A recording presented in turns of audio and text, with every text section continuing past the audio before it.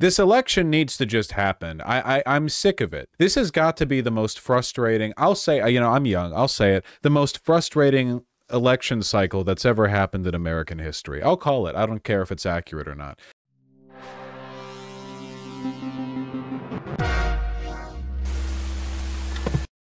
It's not a matter of how stressful the stakes are. You know, who gives a shit about that? It's that we live in an era of unprecedented access to information. Never before have we had the tools to know so much, but there's so much misinformation being propagated so aggressively that none of it means anything. For all we know, there's one pollster out there who has assembled all the correct bits of like information, and they have an accurate model of how the election's going to go. But we'll never know because there are a million pollsters putting their predictions out there. We have no idea which ones are being informed by the correct information, and we don't know which pollsters know the information they're having fed to them is correct to begin with. It's like a, you know, a cycle of misinformation that like a million stages, and they all feed into one another, where you have like pollsters with inaccurate methods of collecting data being verified and accounted for by people whose mathematical predictions are based on models that weren't accurate 4 years ago and still aren't today, and then that creates polling, which then skews people's opinions even further, which leads to more inaccurate polling. We've never known so much wrong things. We've never known so much misinformation. You know, it's exhausting. It's like the stakes are high. Who is correct and who is incorrect it has never been more obvious. It's like Donald Trump has like one appearance a day where he just stammers and murmurs and blunders his way through not answering a single question. He's mentally incompetent. It's undeniable if you look at him, but it doesn't matter because no one watches the interviews. People watch clips from the interviews, but people only watch the clips that are provided by the media providers that they're already familiar with. So right-leaning people get their shit from Fox, left-leaning people get their shit from, I don't know, MSNBC or whatever. They don't see the information that contradicts their presupposed values, so it doesn't matter whether or not anything interesting happens. The truth is out there, but it's buried in so much nonsense that it's impossible to accurately estimate anything. It's insane. So we just get like lead up. It's like the memes they would do with the dubstep songs where they keep building and building and building, but the beat never drops. That's what this feels like. Like you keep getting, it's like 500,000 times now over the course of this electoral cycle. You've had like big news, you know, here's like something that's going to sink the Trump campaign. Here's something that's going to change everything. Nothing has changed anything. The only thing that actually happened, the only outcome change that really happened was Biden dropping out. And that was the most energy we felt. That was the only time there was a relationship between what we thought could happen and like a thing happening. That was the only time it happened. Every single other thing that has happened, it hasn't mattered. That was the only thing that happened. More than 60% of voters in the latest Marquette poll of Wisconsin said Trump is too old to be president. But here, the problem with that is that who cares? It doesn't matter. It's just another drop in the ocean of meaningless nonsense info. Did you see Trump falling asleep at a campaign event? No one cares. Who cares? Is it going to influence anyone? Do you think the people who are voting for Trump who would be motivated not to vote for him because he fell asleep at that campaign event are going to see that he fell asleep at the campaign event? It doesn't. It's insane. It's like, it's my frustration is just the lack of a relationship between things happening and things happening.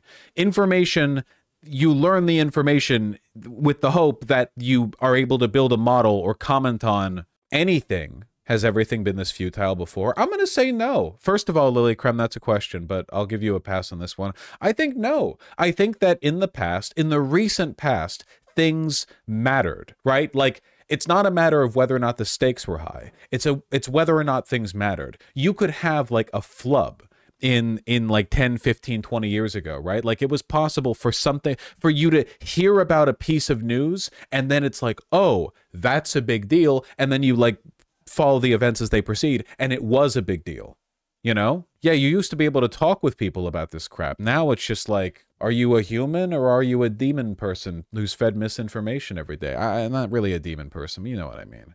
I'm both. Yeah, okay. Yeah. Fox News broke the media system. I mean, they're a huge contributor to it, but it's not just them. It's everything, you know? I keep remembering there's this old comic. It's not really that old. 90s, early 2000s, called Transmetropolitan, the Garth Ennis comic, you know, Preacher.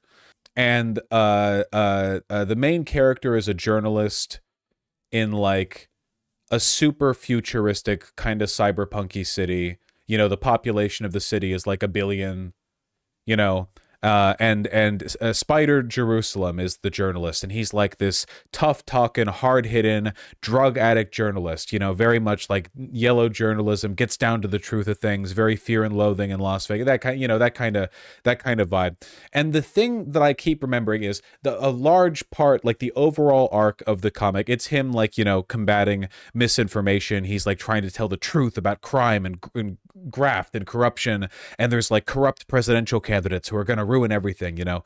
And it's a very naive comic because, as is so often the case, at the end, the evil fascist, like dishonest politician is foiled by delivering his master plan over a recording that gets broadcast. And it's like, oh, this like evil guy was going to become president, but because this daring journalist, Spider Jerusalem, found out his plan and broadcast it, then every voter is like, well, wait, I'm not going to vote for this evil guy. That's not how that works. You kidding me? They would just say it's fake news. They've got like fake audio recordings in that universe. It's like this liberal obsession with the idea that no matter how bad things get, if you can find the truth has innate power. That's not true at all. There's nothing that gives the truth any more power than a lie, absent like a corrective force from the universe. You know, maybe the truth matters more than a lie when you're testing the like durability of a frame in a car during crash testing. Like if you hit that point, like, okay, yeah, reality will check you. But absent that check, a truth and a lie are literally indistinguishable from the perspective of a voter. You know, it reminds me also of such a stupid story in StarCraft 2.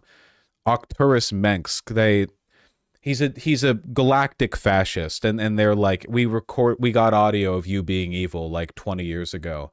I'm gonna hold up an audio recording of you saying something evil from the StarCraft 1 campaign. You're already like a galactic fascist. I mean, you have more power than like anyone has ever had. You could end planets. You could scour planets from orbit if you wanted to. Here's an audio recording of you saying something evil 20 years ago, and then everyone's like, "Oh my God, he was evil." It doesn't work like that. The truth doesn't have any innate value. And it's going to keep being like this, you know? Like, it's only going to get worse. AI videos, AI photos. I saw the other day, the Nazis on Twitter are trying to say Tim Walz raped a kid. Did he? No. Is there any credible info that he did? No. Is there any reason to believe that he did? No. But they're saying it anyway. And they made an AI video of one of Tim Walz's former students saying that Tim Walz raped him.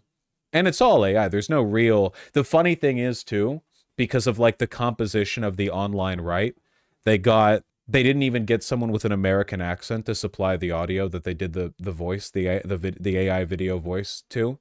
So the voice is like, he just has just some indiscernible accent or whatever, but it's like, oh yeah, this guy grew up in Minnesota. Are you kidding me? But it doesn't matter, right? Like, yeah, like, people will see that and not question it. It doesn't matter, you know? You just toss like $5 out there. You've created a damn campaign cycle. In Springfield, Ohio, making a call to the police department about something that hasn't happened, that kicked off they're eating the cats and dogs, elevated to the national debate stage. Truth and falsehoods, there's no distinguishing characteristic there, like absent the fact check, like absent the corrective measure. But the corrective measure doesn't come.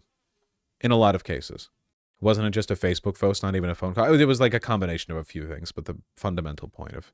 Remember those days when you could yell funny and lose your chance of winning? Yeah, well, that was kind of like the same point in the opposite direction, right? Like, we can sink a campaign just by the entire media industrial complex deciding to team up on one guy and fuck over Howard Dean, you know?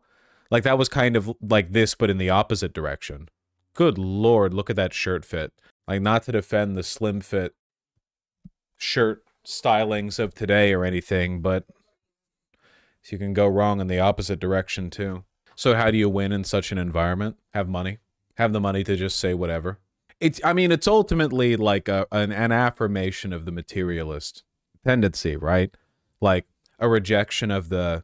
Pardon me, you know, for sounding like this for a second, but like Hegelian idealism, the idea of like, okay, well, you refine the idea back and forth, it's bullshit, you know. The conditions are refined by the relationship between the material forces, right? The bourgeois and the proletarian, and the way the dynamic is resolved back and forth. It doesn't actually matter whether or not an idea is correct or incorrect, or whether or not an idea is truthful or untruthful, or even if the idea is agreeable to the people expressing it. The only question is, does expressing the idea give you power? Does it make you strong? You know? It doesn't matter whether it adheres to your belief system. But it's not just money, is it? No, it's money. Facebook posts might not cost much to make, but it takes money to be the media apparatus to blow it up and make it international news. It's just money. It's just power. That's it.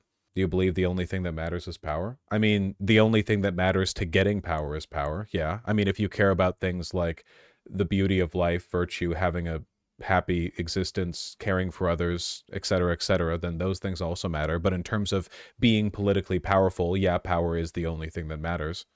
Certainly when it comes to the propagation of information. And that's not, I mean, by no means is this like a cynic's take. It is a clear-cut Marxist take. Marx wasn't a cynic. I mean, he wasn't an idealist, I guess, in the philosophical sense. He was a materialist. But it's not a cynic's take. It's just how it is. So might makes right. The Arrow Ace Gamer. I could make a lot of uncharitable comments to your predispositions right now, but I choose not to. I choose to only allude to them. No, might makes right is a statement on morality. I'm making a statement about, well, might makes might, which is different. What's your favorite political topic to make videos on? Like confidence and men's issues and crap like that. That's definitely my favorite. You can actually do real good in those, and I get a lot of emails too. People are like, you know, oh, your language really changed my life or whatever the. So in that respect, I think a lot of good has been done, or maybe more so than just commenting on political stuff. I think a big factor is how media and reading literacy is shit in the US. Honestly, I don't even think I think that. Like, it's because that feels to me like one of those solutions where you say, oh, well, if only everyone was just better, you know? And I think it's, if money is aligned in a given direction, then mountains will be moved, you know? No matter how stupid the point being made is. Yeah, it's the bourgeoisie's fault, not people's fault.